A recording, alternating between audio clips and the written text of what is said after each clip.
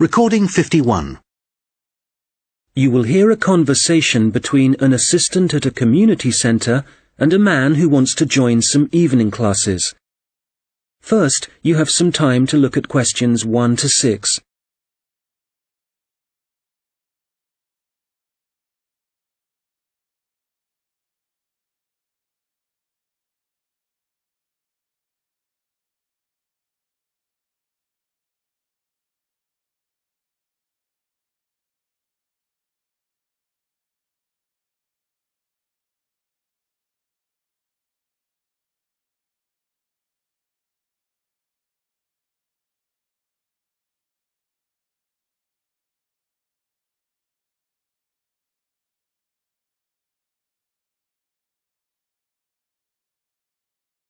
Hello, Eastwood Community Centre. Oh, hello. My name's Andrew Dyson. I'm calling about the evening classes you offer. OK, Mr Dyson. Are there any classes in particular that you're interested in? Yes, you've got a class called Painting with Watercolours, I believe. That's right. It's a popular class, so this term it'll be moving to the hall, so they've got more room. Right. I know it's on Tuesdays, but what time exactly? It was 6:30 last term, but let me just have a look at the details. OK, it'll be 7:30 this time. Probably it suits more people. Well, it's my wife who's really interested, and that'll be good for her because she's home from work by 7:15. That'll give her just enough time to get there. What does she need to bring? OK, well, paints are provided by the tutor, I know that. The information says she'll need just a jar for water and some pencils for drawing. There are also lots of aprons here, so she needn't worry what she's wearing. And the cost for 4 classes is $45, including paints, as I said. OK. Now, we're both quite keen on the Maori language class. There are spaces on the next course, so you could join that. Oh, good. Which room will that be in? When you come in through the entrance of the community centre building, you'll need to go straight up the stairs in front of you, all the way to the top, and it's the small room you'll find there. I see. All right, and let me just check when it's starting. I heard from someone that the July course has been delayed until August. I'm afraid so, and we're halfway through the June course at the moment, so there's not much point you taking that. I guess we'll have to wait then. Well, when you do come, the tutor recommends bringing a small recorder with you, just so you can listen again later. And the cost for 5 classes is currently $40. OK, useful information to know. There's one more class I'm interested in. That's the digital photography class. Oh, I've taken that class myself. The tutor's very good. That'll be in room 9, and it's starting in 2 weeks' time, in the evening, every Wednesday at 6 o'clock. Obviously I need to bring the camera with me. I suppose it'd be useful to have the instructions that go with the camera too? I'd say so. Some people bring along a lot of accessories like extra lenses, but there's really no need for this class. It's mainly focusing on composition, really, and getting the most out of the basic camera. That's exactly what I need. And how much does it cost? Let's see. For 4 classes, it's $35. But if you take 8, it works out as $55. So you're making a bit of a saving. $15, that is. I see. Before you hear the rest of the conversation, you will have some time to look at the questions 7 to 10.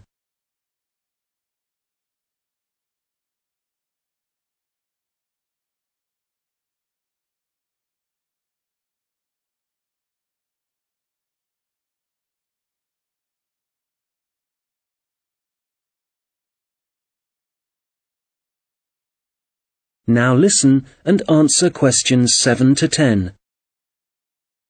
OK, now just another question for the watercolours class. I've just remembered that my wife asked me to find out about the level. Who's it for? OK, well, you don't have to be very skilled or anything like that. It's designed for beginners, actually. People who might see art as a hobby rather than as a professional opportunity. That sounds like my wife. And, who do I talk to if I want to find out some more about the Maori language classes? Probably best to talk to the tutor directly. He'll be in the office in about half an hour. His name's Jason Kuai. That's Kahui. Good. I'll give him a call. Oh, if you do decide to come to the photography class, don't forget to look at your camera battery and make sure it's charged. I know it sounds obvious, but I've seen a few people suddenly find the cameras stopped working right in the middle of class. Yes, I can imagine it'd be easy to forget that. Oh, that reminds me. In the final week of the photography course, is it right that there's a visit to a show in the local area? I work in the city, you see, so I might have to come home early for that one. Yes, they'll decide the date once the class has started. Is there anything else I can... That is the end of section 1. You now have half a minute to check your answers.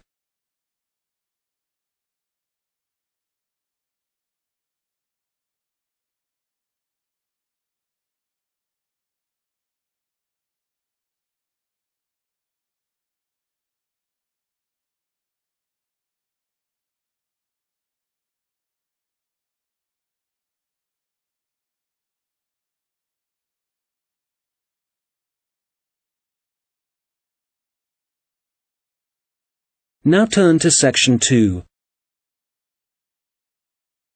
Recording 52. You will hear a project manager talking to voluntary workers about the tasks that need to be done.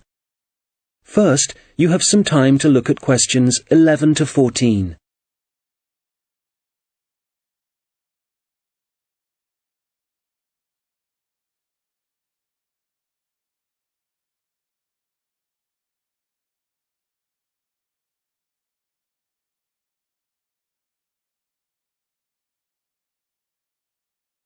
Good morning. It's great to see so many people here. Thank you all very much for coming. Well, as you know, the community gardens at Hadley Park are really not looking as good as they should. Quite bad, really. And although the local council has a budget to deal with some of the problems, we do need volunteers for other tasks. If you don't mind, I'm going to divide you into 2 groups. So everyone on this side of the room is Group A, and the rest of you are Group B. So, Group A, there are a couple of things we'd like you to help with. First of all, don't worry about any litter or empty bottles you see lying about. One of the local schools has offered to help out with that as part of their own environmental project. The priority for you will be to give us a hand with the new wooden fencing. It needs constructing along parts of the bicycle track, as there are parts which have now fallen down or broken, as I'm sure you've seen. You've probably also noticed that some of the pathways that come from the bicycle track are quite narrow, and there are plans to make them wider, but the council will be dealing with that later in the year. And they've also promised to produce some informational signs about the plants in the gardens. Hopefully they'll be up in a few weeks' time. The other thing we're doing is getting rid of some of the foreign species that are growing in the gardens and putting back some native plants and trees. So you'll be doing some digging for us and getting those into the ground.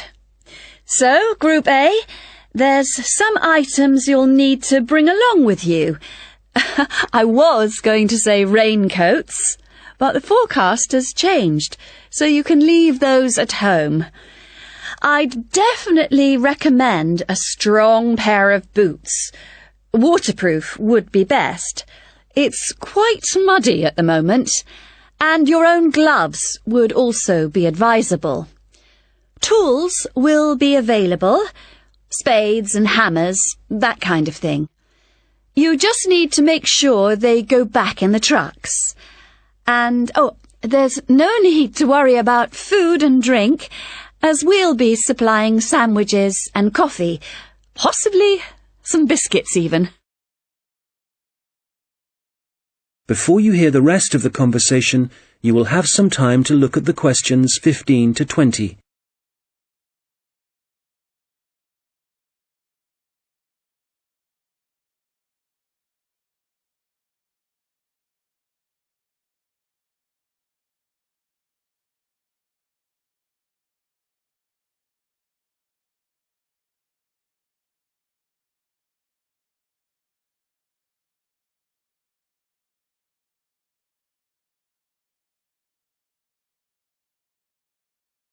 Now listen and answer questions 15 to 20. OK, Group B, your turn.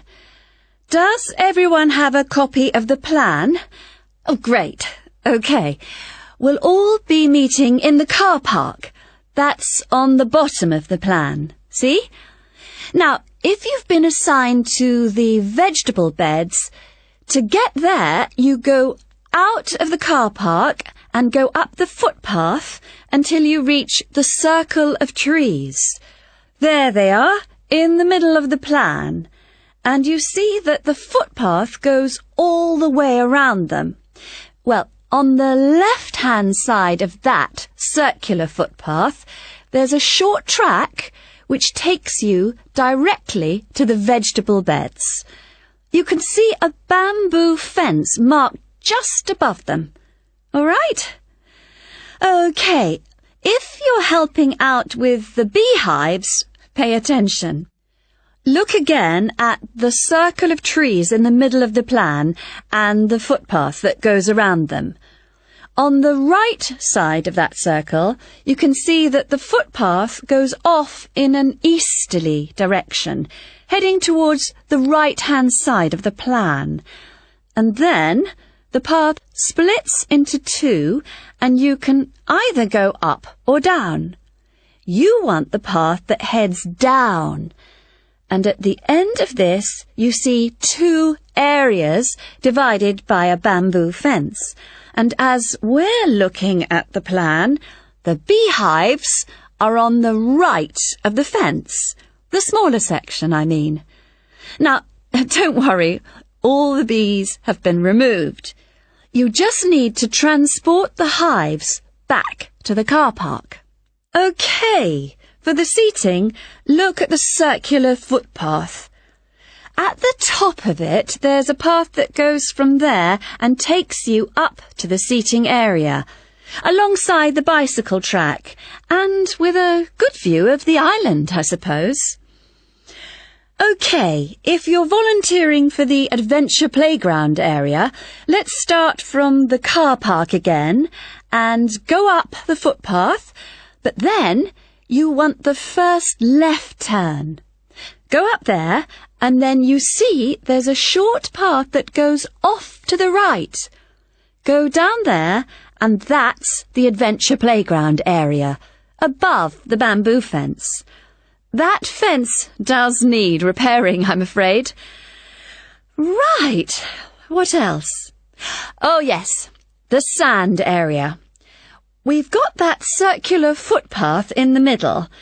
Find the track that goes east, towards the right-hand side of the plan, and where that track divides, you need the little path that goes up towards the bicycle track.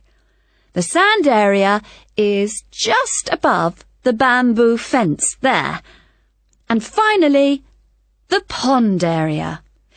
So, it's on the left-hand side of your plan, towards the top, just above the fruit bushes and to the left of the little path. OK, as I said already, Hopefully we'll be... That is the end of section 2. You now have half a minute to check your answers.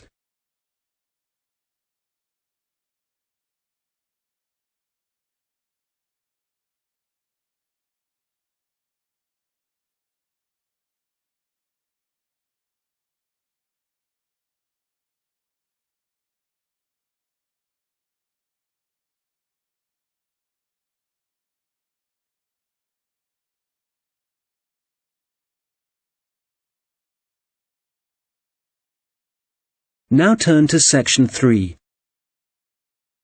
Recording 53. You will hear two students discussing a presentation they are going to give. First, you have some time to look at questions 21 to 25.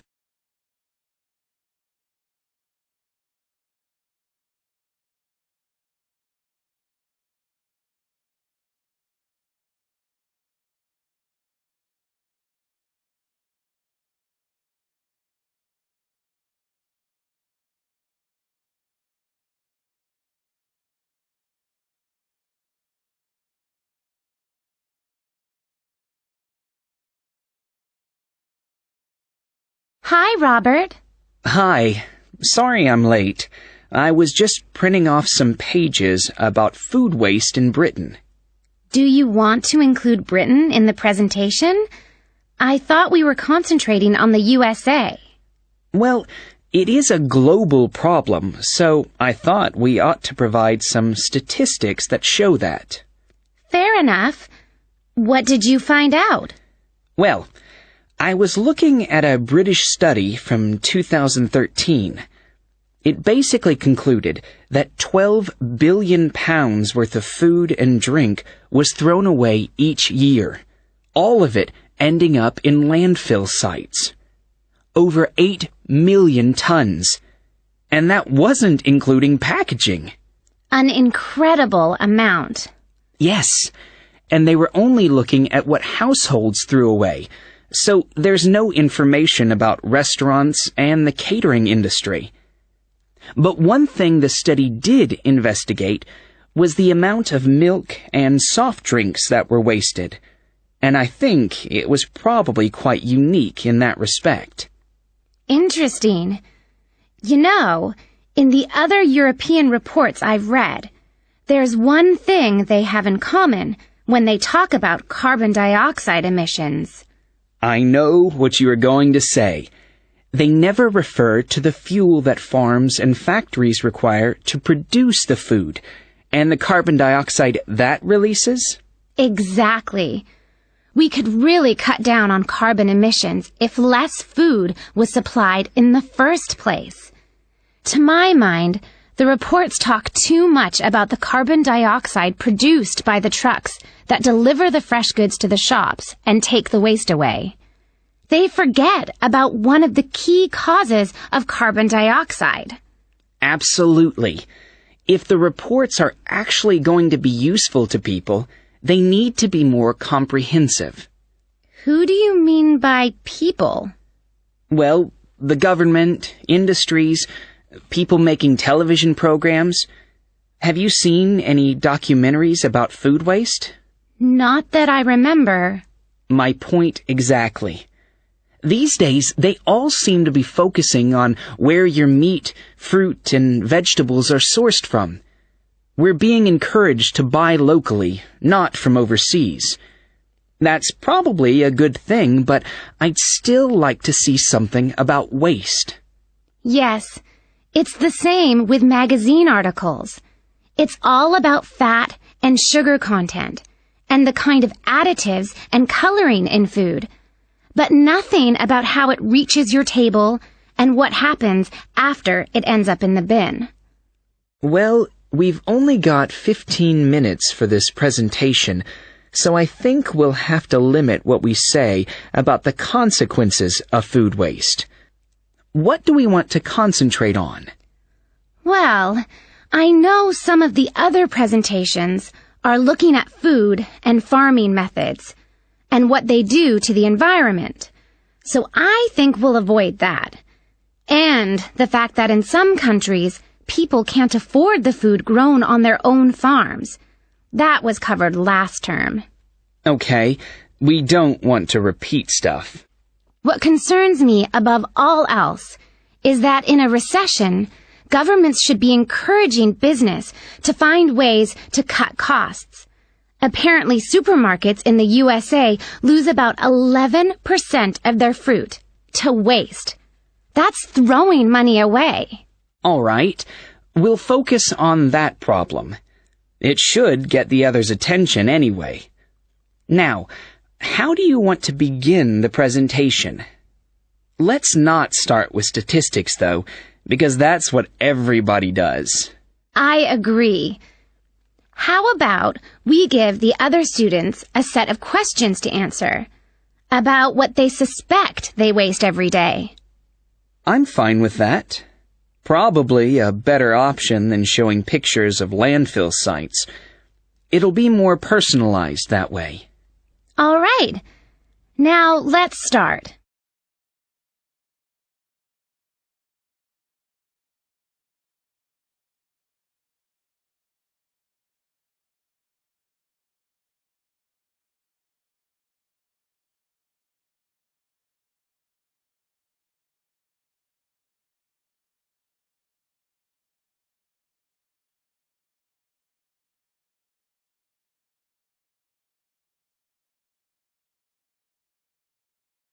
Now listen and answer questions 26 to 30.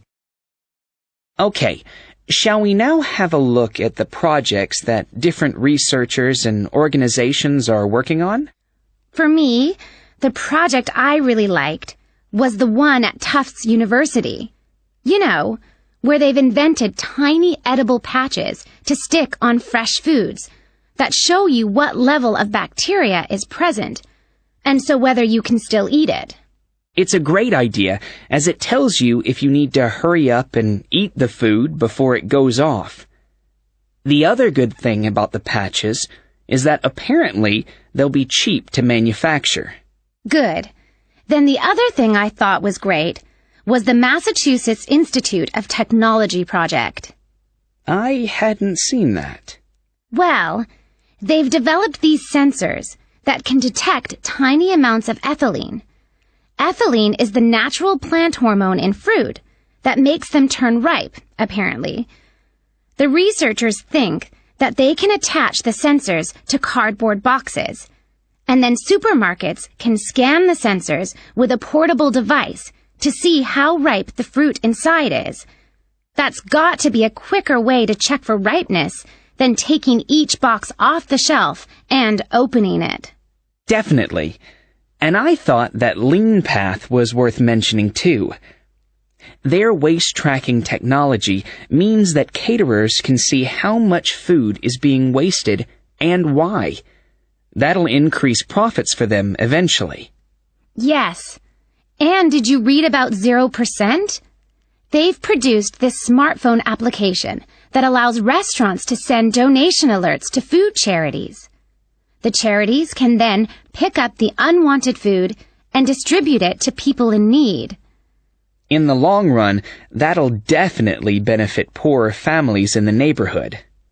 No kid should go to school hungry. I agree.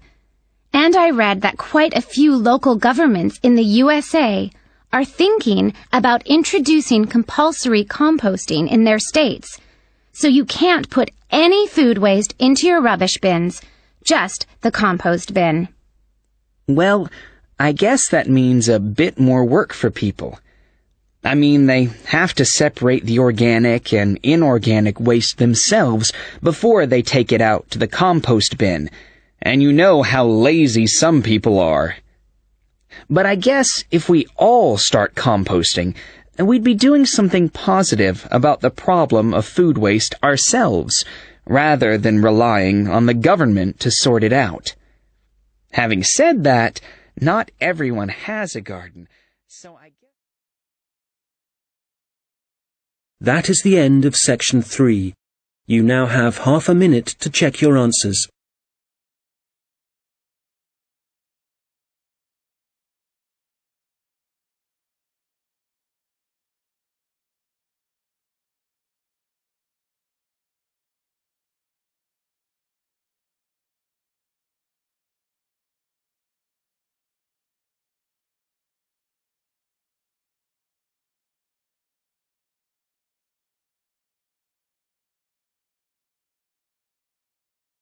Now turn to section 4. Recording 54. You will hear a lecture about Maori kite making. First, you have some time to look at questions 31 to 40.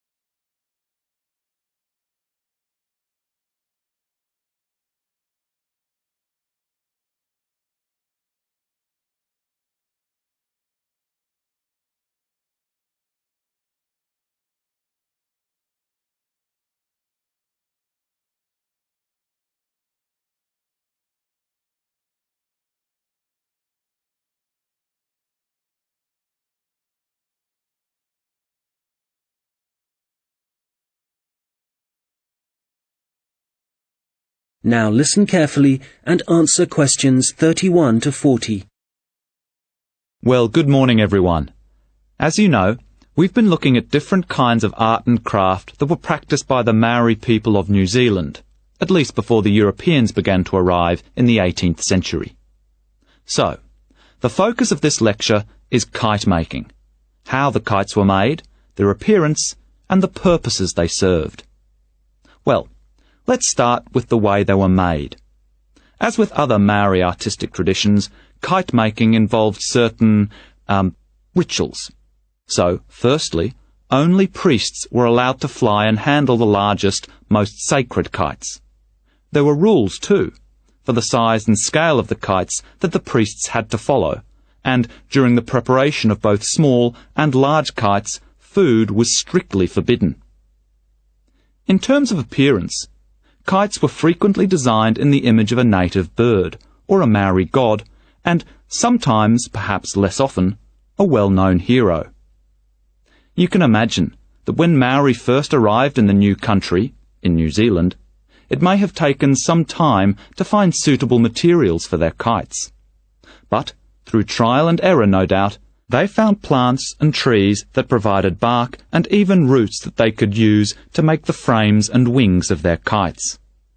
And after the frame had been constructed, the kite then had to be decorated.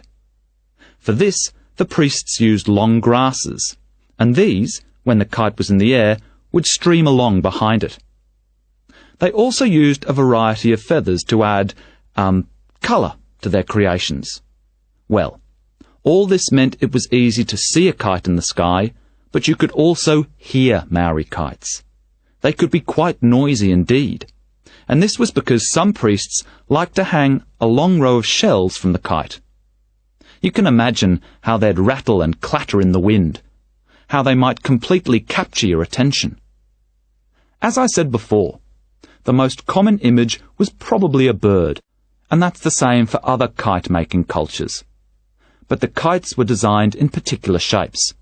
So, there were kites that were triangular, rectangular, and also shaped like a diamond. And some of them were so large it would actually require several men to operate them. Some of the kites were also covered in patterns, and to make these patterns, the Maori used different pigments of red and black, and these were either made from a charcoal base or from red-brown clay which had been combined with oil obtained from a local species of shark. Now, before I forget, if you have a chance, do visit the Auckland Museum, because they have the last surviving Birdman kite on display. This is the kind of kite that has a wooden mask at the top of the frame.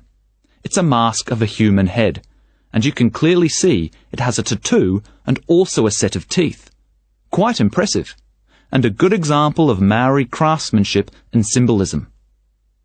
Right, turning to the purpose and function of the kites. They certainly had multiple uses. Primarily, the flying of kites was a way of communicating with the gods, and when the kites rose into the air, the Maori used them to deliver messages, perhaps requesting a good harvest, good fortune in war, a successful hunting expedition. So these kites were incredibly valuable to a community, treasured objects that one generation would pass to the next. People would also fly kites for other reasons. For example, to attract the attention of a neighbouring village. This was done when a meeting was required between Maori elders, a convenient method indeed. And finally, when it comes to war, there are traditional stories that describe how when a Maori warrior found himself surrounded by his enemies, a kite could actually provide the possibility of escape. The kites were powerful enough to take a man up into the air, and for this reason, they could also be used to lower him into enemy fortifications so that an attack could begin from the inside. Well, I'm happy to say there seems to be a revival and growing interest in kite making, and